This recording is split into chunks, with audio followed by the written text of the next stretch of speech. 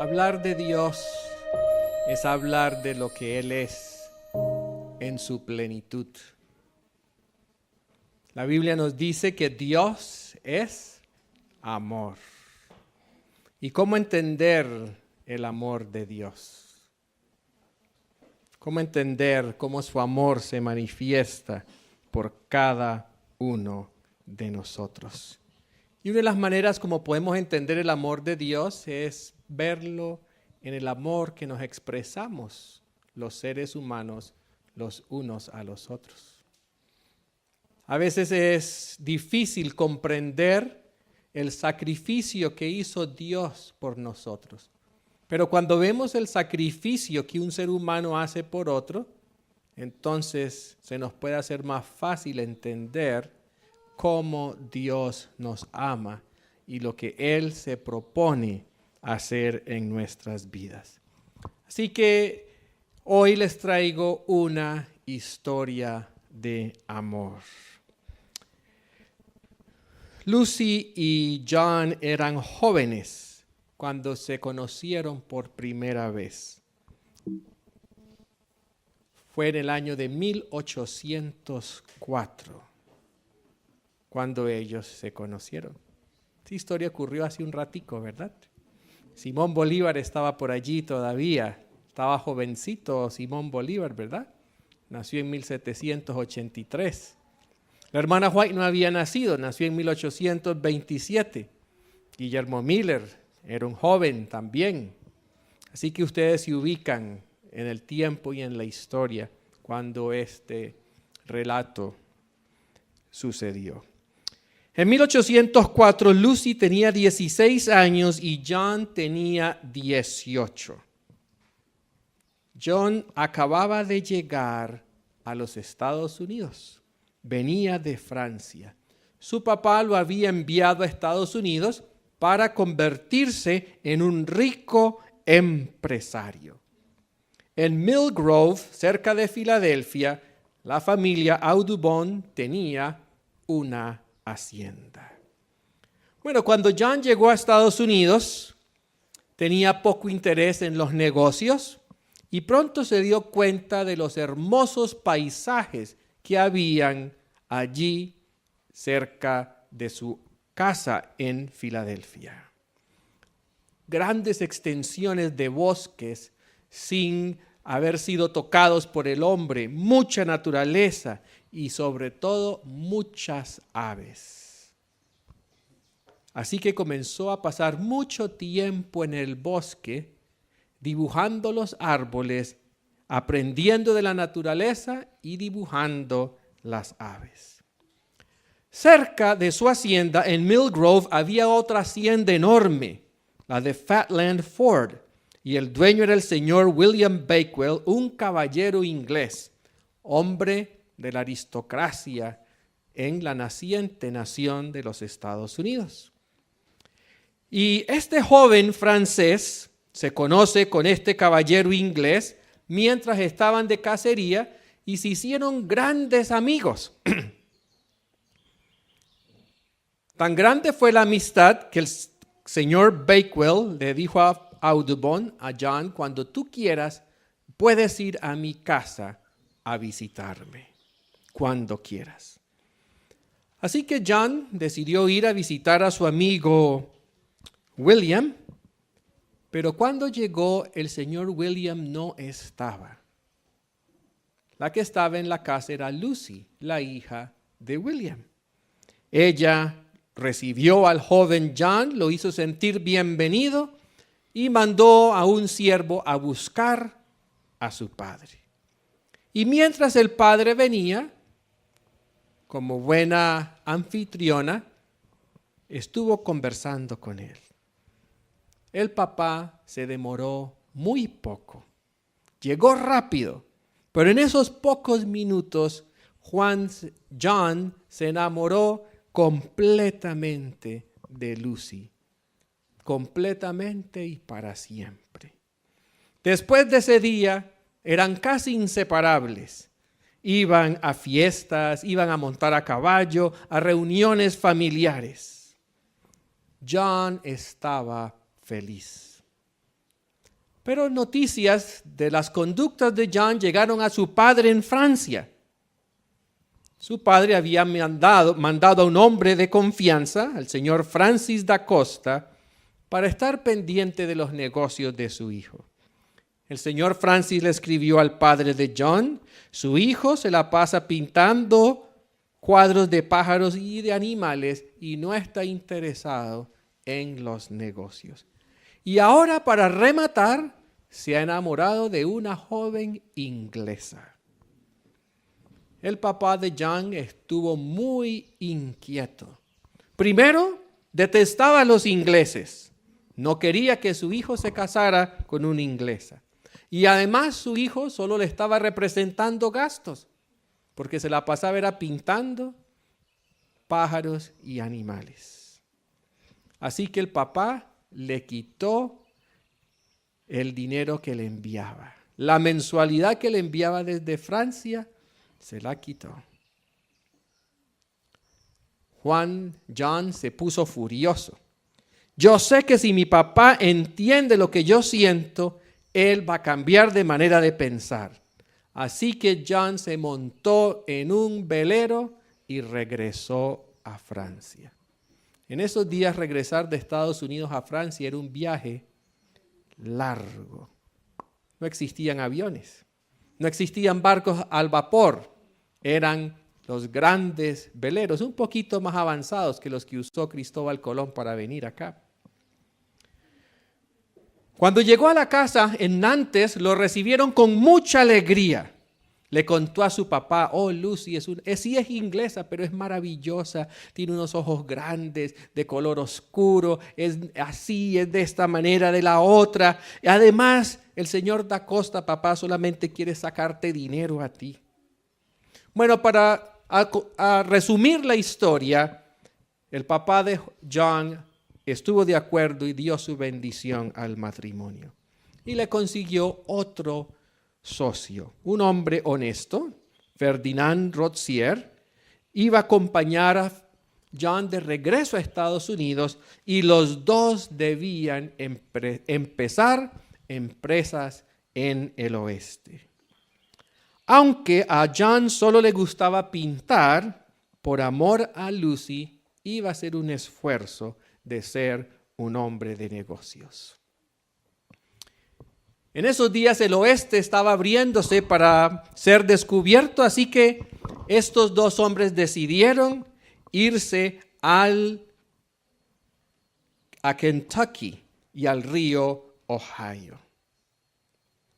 Para Rozier, para Fernando, era una gran oportunidad de negocios, pero John solo estaba pensando en que por allá iba a haber más pájaros de los que había visto antes. Así que los dos jóvenes se fueron hacia el oeste y llegaron al pueblo de Louisville, Kentucky, que en ese tiempo era un pueblito con solo 1,000 habitantes. Y allí en Louisville comenzaron a trabajar. Y John estaba tan seguro del éxito que se regresó rápido a Filadelfia para casarse. Ahora, Lucy había crecido en el hogar de un hombre de mucho dinero, rodeada de lujos, rodeada de seguridad, una niña que había sido mimada, una niña que había sido criada con todo. No conocía nada de la vida peligrosa y dura del bosque. Pero ella estaba segura que casarse con este joven genio era lo correcto para ella. Si tenía miedo, no lo expresó. Siempre creería en John. Así que el 8 de abril de 1808, los dos se casaron e iniciaron su vida juntos. Se casaron y comenzaron a viajar hacia el oeste. La primera parte del viaje fue por carruaje, sobre carreteras muy rústicas. Después un viaje de 2,000 kilómetros en barco por el río Ohio. Cada día estaban más lejos de la civilización y de los lujos de la civilización.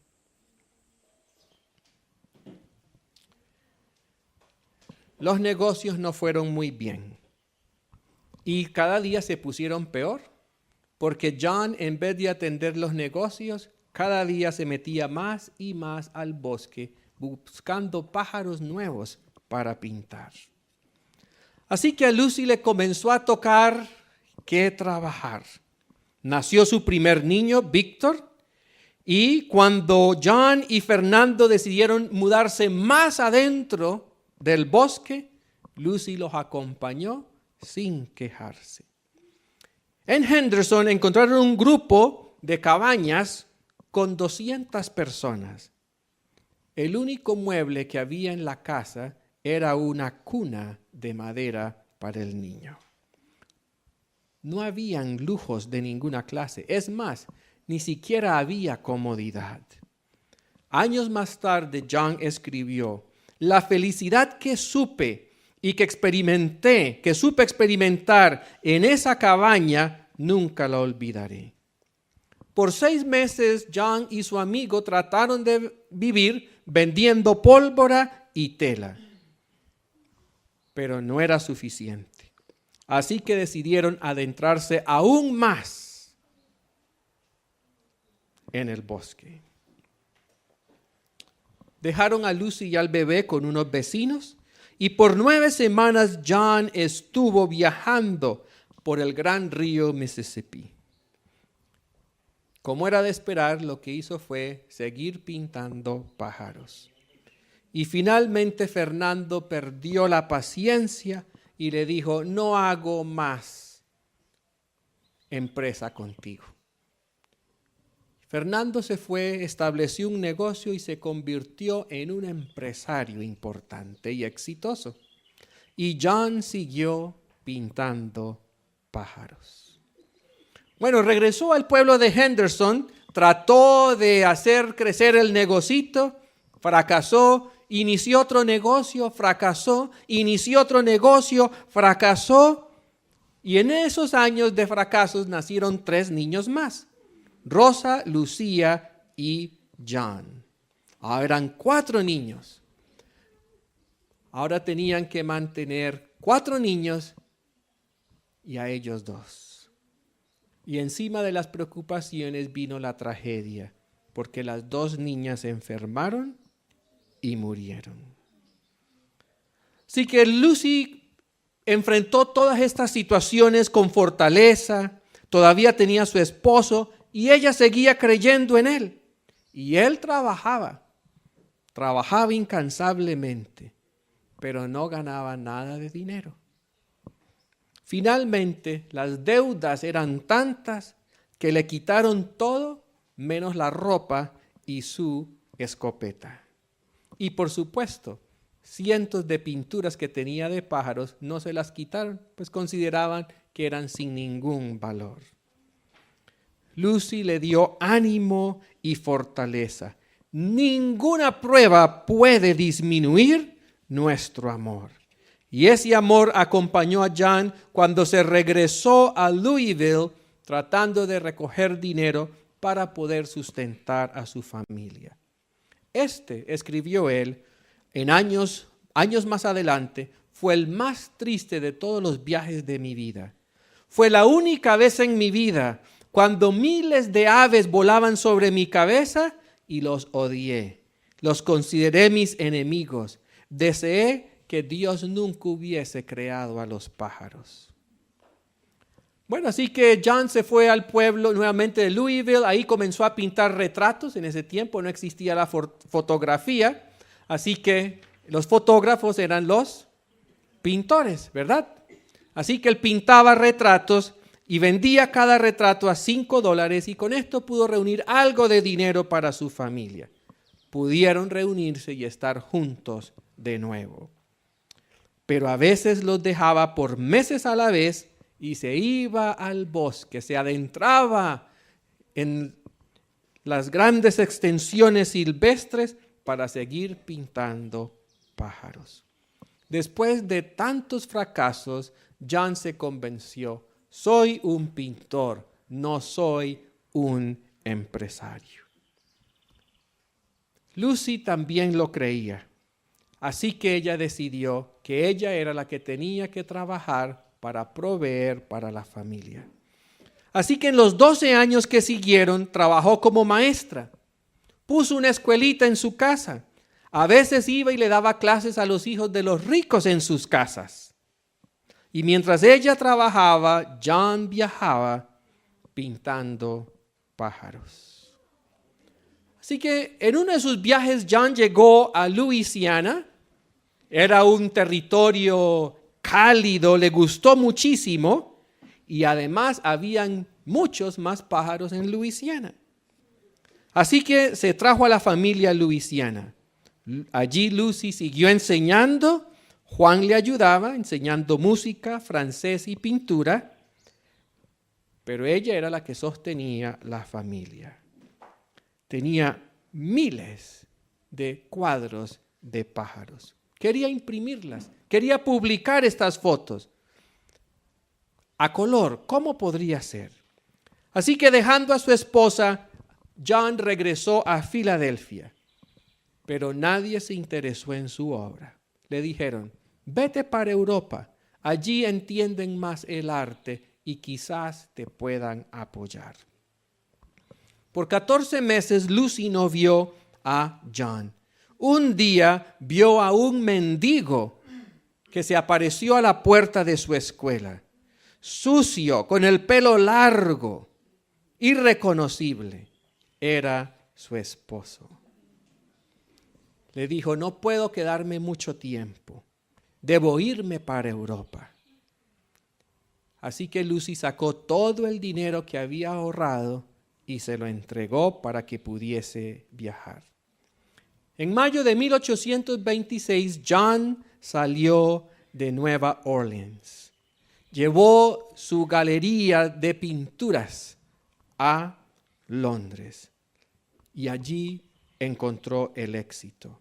Viajó a Inglaterra, viajó a Escocia, viajó por toda Europa. En todos los lugares sus pinturas fueron recibidas con grandes alabanzas. Señor Audubon, le decían. Le escribió John a Lucy, solo espero que el orgullo no se me suba a la cabeza. Cientos de personas vinieron a ver sus obras.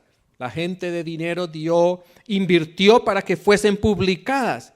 Pronto John se volvió famoso. Fue elegido a las sociedades de ciencia y de arte. Quiero decirte, le dijo a Lucy desde Europa, que cada hora que estoy lejos de ti te extraño. Si fracaso, América, Estados Unidos seguirá siendo mi país y tú seguirás siendo mi esposa. Pero no fracasó. Y los años que siguieron fueron de riqueza. Cuando él regresó a Estados Unidos para reencontrarse con su esposa, ahora vivían en una casa sobre el río Hudson en Nueva York. Y después de muchos años de intentos y fracasos, John y Lucy encontraron el éxito y nunca se sintieron defraudados en su amor. Si esto puede hacer una persona por otra, nos preguntamos nosotros, ¿qué puede hacer Dios por nosotros? ¿Cuántas de ustedes, esposas, serían capaces de apoyar a un hombre hasta ese punto? Hasta el punto de ustedes trabajar para sostener a su esposo. ¿Cuántas? ¿Cuántas dirían, este hombre es un sinvergüenza? Y no estamos hablando de una niña pobre. No estamos hablando de una niña que venía de una cuna de sacrificio. Estamos hablando de la hija de un aristócrata que lo tenía todo. Pero ella creyó en el genio de su esposo y su paciencia que dio fruto. ¿Será que Dios se porta de la misma manera con nosotros? Vamos a abrir nuestras Biblias en Éxodo capítulo 33. Y en eso, Éxodo capítulo 33, encontramos una historia, pero no entre dos jóvenes enamorados, sino entre Dios y un amigo. Y este amigo es Moisés. Y en Éxodo 33, 18, encontramos que Moisés está conversando con Dios, están en un diálogo, eran buenos amigos, y Moisés le dice a Dios, ¿qué le dice Moisés a Dios? ¿Cómo dice la Biblia de ustedes? Te ruego que me muestres ¿qué? Algunas versiones dicen tu gloria, otras versiones dicen tu rostro. Moisés estaba cansado de ser amigo de Dios, pero sin ver a Dios. Moisés quería ver a Dios. Y entonces le dice, muéstrame tu rostro, muéstrame tu gloria. Y Jehová le respondió, versículo 19, yo haré pasar toda mi bondad delante de tu rostro y pronunciaré el nombre de Jehová delante de ti.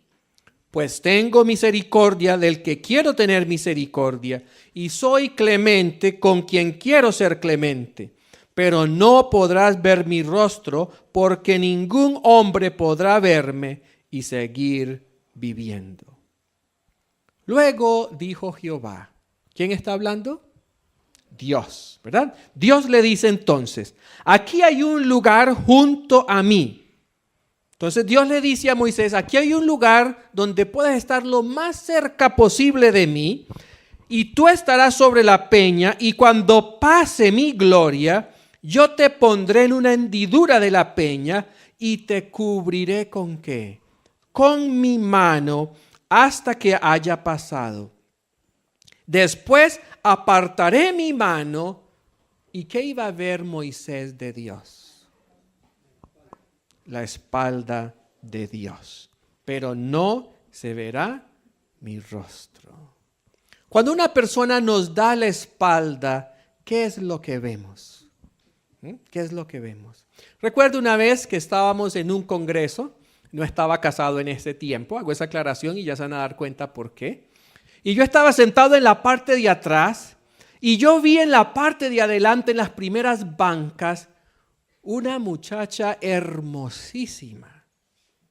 Tenía un pelo liso, largo, que le llegaba a la cintura, era delgadita. Y yo decía, ¿por qué no voltea? Yo le quiero ver el rostro. Esta mujer tiene que ser demasiado linda. Y todo el culto estuve esperando, pero era una joven muy atenta y solo miraba al pastor, en ningún momento miró hacia atrás. Así que dije, bueno, voy a tener que aguantarme hasta el final del culto y como ella va a venir por el pasillo, me voy a dar cuenta quién es.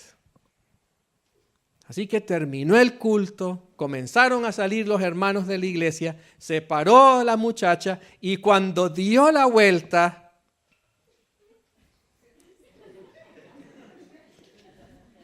no.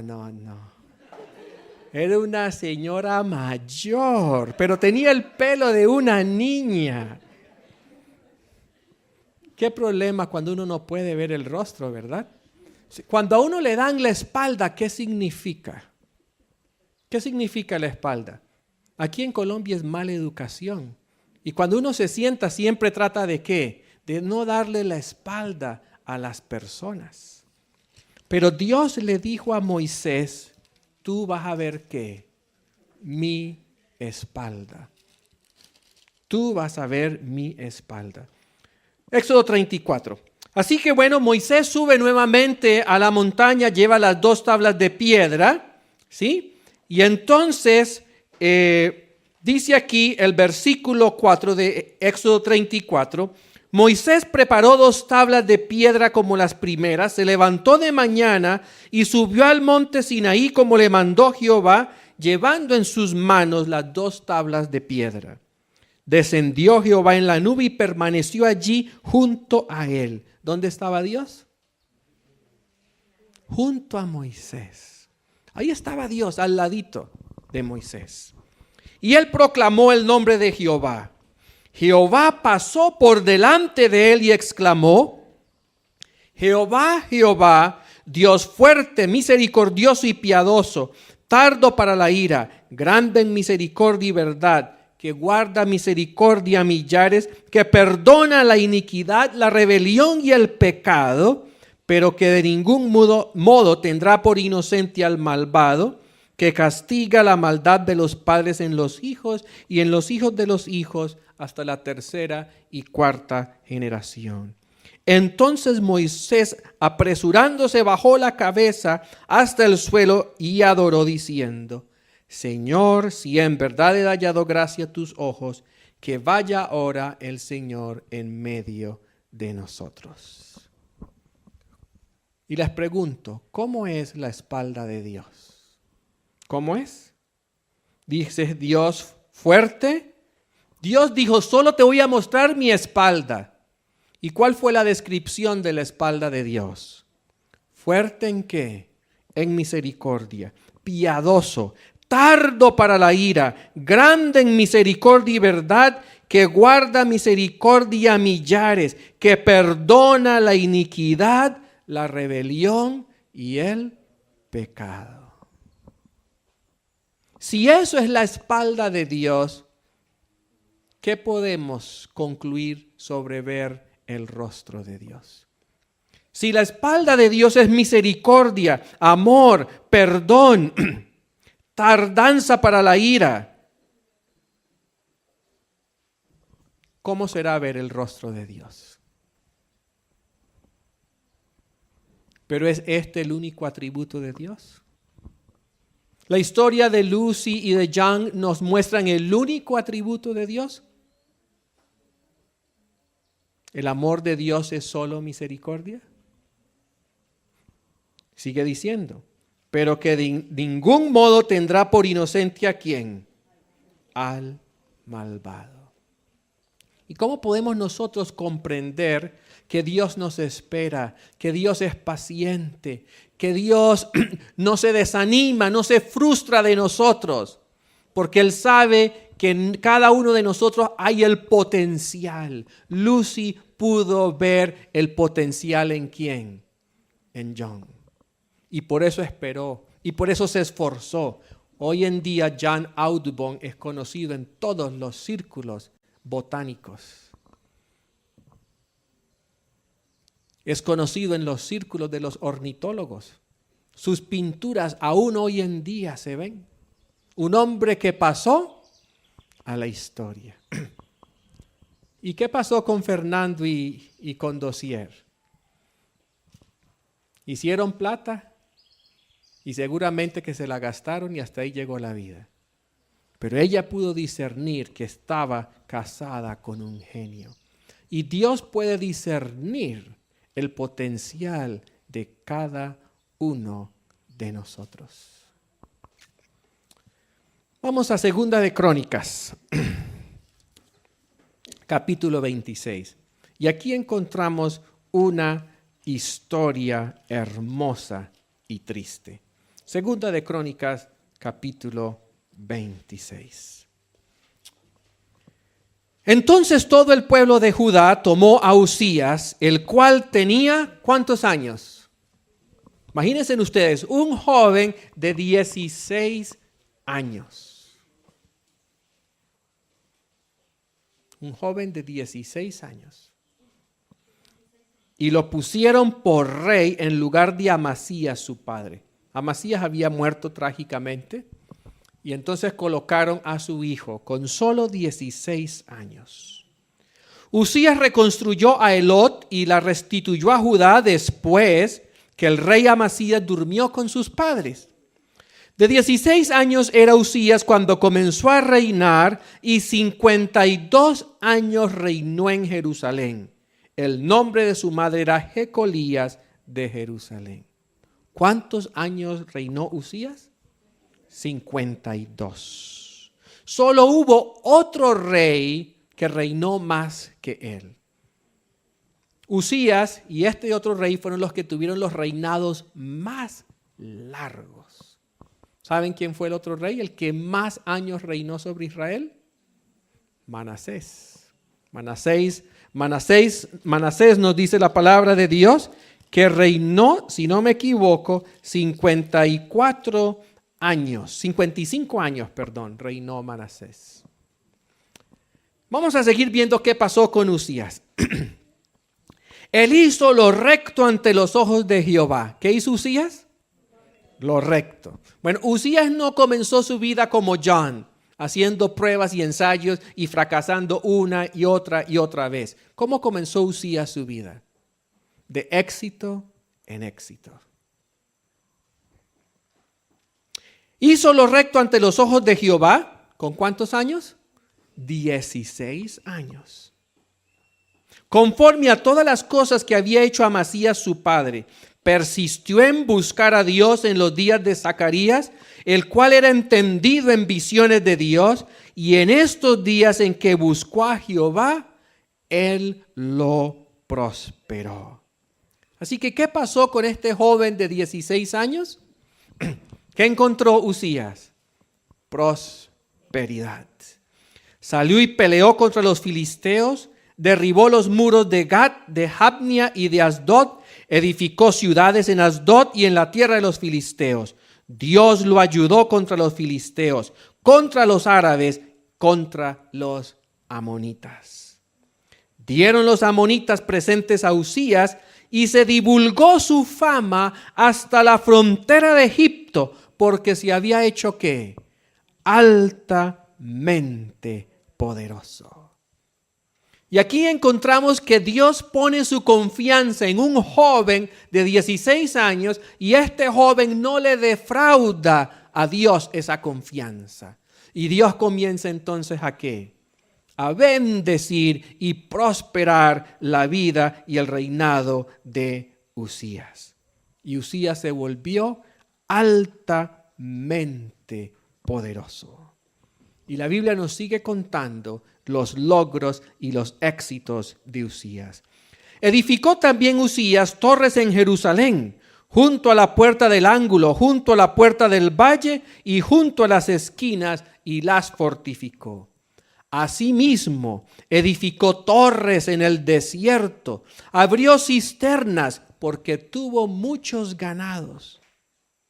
Así en Cefela como en las vegas y viñas y labranzas, así en los montes como en los llanos fértiles, porque era amigo de la agricultura. Versículo 11. Tuvo también Uzías un ejército de guerreros, los cuales salían a la guerra en divisiones, de acuerdo con la lista hecha bajo la dirección de Jehiel, el escriba, de Maasías el gobernador y de Ananías, uno de los jefes del rey. Y bajo las órdenes de estos, versículo 13, estaba el ejército de guerra de 307,500 guerreros poderosos y fuertes para ayudar al rey contra los enemigos. Uzías preparó para todo el ejército escudos, lanzas, yelmos, corazas, arcos y hondas para tirar piedras. E hizo en Jerusalén máquinas inventadas por ingenieros para que estuvieran en las torres y en los baluartes para arrojar flechas y grandes piedras. Uzías no solamente fue prosperado económicamente, también era ¿qué? Era un genio militar. Y dice la palabra de Dios que inventó ¿qué? Máquinas. Tenía ingenieros con quienes inventó máquinas que ¿qué hacían? Arrojaban flechas y grandes piedras. Y su fama se extendió lejos porque fue ayudado ¿cómo? Maravillosamente. ¿Qué diferencia hay entre ser ayudado y ser ayudado maravillosamente? Uzías fue ayudado maravillosamente hasta hacerse poderoso. ¿Y qué pasó entonces? Versículo 16. Pero cuando se hizo fuerte, su corazón se enalteció para su propia ruina. Cuando se hizo fuerte, su corazón se enalteció. ¿Cuántos de ustedes conocen historias de hombres que han luchado, que han trabajado, que su esposa ha sido su mano derecha y cuando consiguen dinero, ¿qué pasa? La dejan y se van con otra 20 años menor. Cuando Uzías se hizo fuerte, ¿qué hizo? Su corazón se enalteció para su ruina, porque se rebeló contra Jehová. Y Dios, que había sido tan bueno con Uzías, entonces siguió ayudándolo maravillosamente y le dijo a Uzías: tranquilo, sigue así que vas muy bien. ¿Correcto? Dios sabe el potencial que cada uno de nosotros tiene. Pero así como Él dice que tiene misericordia para millares, ¿qué dice Él?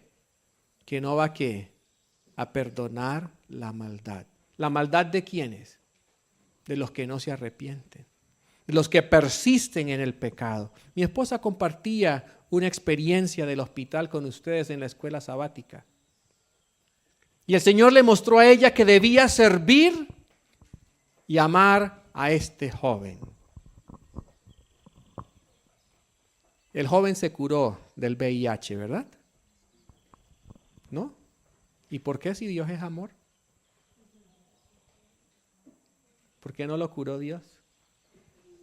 El hecho de que nosotros seamos llamados a amar al pecador no significa que Dios le va a retirar las consecuencias de su mal proceder. Si no, en este mundo no existiría enfermedad. Vamos a dejar la historia de Uzías y ahora regresamos con Uzías y vamos a ver cómo fue el final de Uzías. Pero vamos al libro de Génesis. Génesis capítulo 3. Y en Génesis capítulo 3 encontramos la desobediencia de Adán y Eva. Génesis 3:22. Fíjense lo que pasa. Luego dijo Jehová Dios: el hombre ha venido a ser como uno de nosotros, conocedor del bien y del mal. Ahora pues, que no alargue su mano, tome también del árbol de la vida, coma y viva para siempre. Versículo 23. ¿Y qué pasó? Y lo sacó Jehová del huerto del Edén, para que labrara la tierra de la que fue tomado. Versículo 24. Echó pues fuera al hombre y puso querubines al oriente del huerto del Edén y una espada encendida que se revolvía por todos lados para guardar el camino del árbol de la vida. El Dios que es misericordioso, que perdona, que ama, que espera, tiene un límite. Y nosotros no podemos abusar de la misericordia y del amor de Dios. Porque así como Dios ve el potencial que hay en cada uno de nosotros para el bien, Dios también conoce el potencial que hay en cada uno de nosotros para hacer el mal. Y cuando nosotros no estamos dispuestos a cambiar, y Dios sabía que si Adán y Eva comían del árbol de la vida, ¿qué iba a pasar con el pecado? Se iba a volver inmortal. Imagínense en ustedes que el pecado fuese eterno. Cuando una persona mala se muere, ¿qué ocurre? ¿Qué ocurre cuando una persona mala se muere? Descansamos, Dios mío, gracias, ¿verdad? Cuando yo era niño y vivía en Medellín, nos tocó ver tantos desastres que hizo la violencia urbana aquí en Colombia. Recuerdo mucho que un día iba con mi mamá en un bus, yo tenía 9 años, íbamos en un bus por la 33 y se subió un señor alto, moreno, con un niño. Y mi mamá me dijo, ese es el doctor Lin. Y me habló que era un doctor muy conocido, relacionado con la iglesia adventista, en fin. Y recuerdo esa imagen. En otra ocasión mi mamá me dijo, mire, esa es la esposa del doctor Lin. ¿Sí era así que se llamaba, mamá? Muy bien. Y recuerdo que al poco tiempo lo asesinaron, cerca ahí de la Universidad Adventista. Y yo recuerdo el día del entierro, como le tenía miedo a los muertos, yo no quise ir. Pero llegué hasta la puerta del auditorio ahí en la UNAC y pude ver allá al fondo el féretro con todas las flores. Cientos de personas fueron a ese entierro. Mi papá y mi mamá fueron, yo no fui, por supuesto. Y eso quedó impresionado en mi mente, la violencia tan terrible que se vivía. Después mataron a los sobrinos de unos hermanos adventistas y en el entierro llegaron a matar a los que estaban en el entierro. Eso era terrible. Uno no podía ir en un bus porque le arrancaban a las mujeres los aretes, les abrían los oídos, andaban con alicates y le decían a las mujeres que quieren un pellizquito o me da las prendas. Y habían mujeres que eran tan ingenuas que decían un pellizquito y agarraban y las pellizcaban y les hacían así. Después del culto, si quieren, me preguntan dónde las pellizcaban. Terrible. Y cuando murió Pablo Escobar, qué alivio, qué descanso. Cuando mueren los malos, ¿qué ocurre? Imagínense que el pecado fuese eterno. Y por eso Dios dijo, saquemos al hombre del Edén. Y además, ¿qué hizo? Además de echarlo, ¿qué hizo? Puso ángeles con espadas para asegurarse de que no se les ocurriera regresar. Qué malo es Dios, ¿verdad?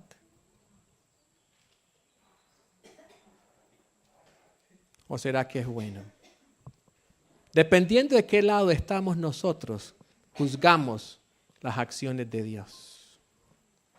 Pero Dios no es subjetivo, Dios es objetivo, Dios es imparcial. Lo único que Dios quiere es ¿qué? Restaurarnos al estado original que teníamos. Dice la sierva de Dios en el libro Cristo Triunfante, página 28. Cristo Triunfante, una matutina, página 28. Adán y Eva fueron expulsados del Edén y un ángel con una espada de fuego guardó el camino hacia el árbol de la vida a fin de que la desleal y desobediente pareja no tuviera acceso a él e inmortalizara de este modo la transgresión. Observa este punto. El Señor no concedió al Adán caído y desobediente la misma confianza que depositó en el Adán leal y puro que vivía de toda palabra que sale de la boca de Dios. ¿Qué no le concedió Dios al Adán caído y desobediente? La misma confianza que le había dado ¿a quién? Al Adán leal y puro. Dios conoce nuestro potencial para el bien, pero Él también conoce ¿qué? Nuestro potencial para el mal. Y Él nos hace un llamado con amor. Él espera. Y si los seres humanos podemos esperar y amar, ¿cuánto más lo puede hacer Dios? Pero lo que Dios no tolera es que nosotros ¿qué? Nos burlemos del amor y de la misericordia que Él quiere darnos a nosotros. Volvamos a la historia de Uzías para terminar. Segunda de Crónicas 26.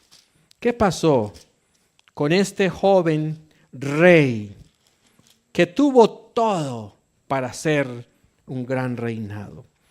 Y su fama se extendió lejos porque fue ayudado maravillosamente hasta hacerse poderoso. Pero cuando se hizo fuerte, versículo 16, su corazón se enalteció para su ruina, porque se rebeló contra Jehová su Dios, entrando en el templo de Jehová para quemar incienso sobre el altar del incienso. Fíjense lo que hace Uzías. Se enaltece, se llena de orgullo. Ya estaba pecando, ¿verdad que sí? Ok. Pero además de eso, se rebela contra Jehová. ¿De qué manera? Entrando al templo para quemar incienso. Yo soy rey y ahora quiero ser sacerdote. Si yo soy el rey, yo lo puedo hacer todo. Detrás de él entró el sacerdote Azarías y con él, ¿cuántos?